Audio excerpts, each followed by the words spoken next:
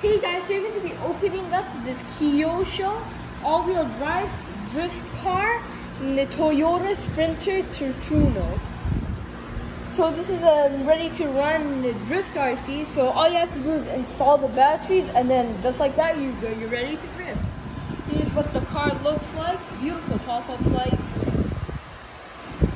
And here's everything you get inside the box. You can also get a bunch of accessories for it. Alrighty, let's open it up.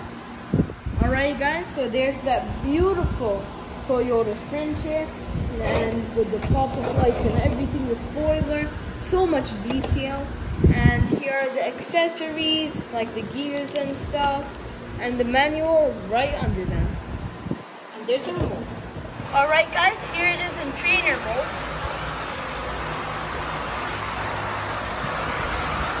Alright guys, here it is in normal mode.